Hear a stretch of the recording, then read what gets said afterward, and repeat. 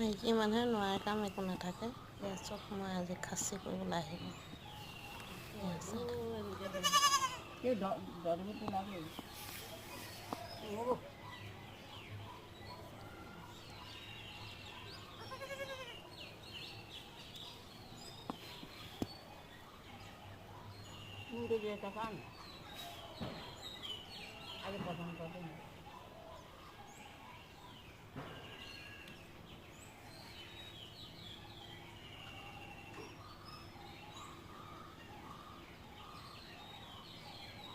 আমাৰ পাঁচটা কৰিবলৈ আছে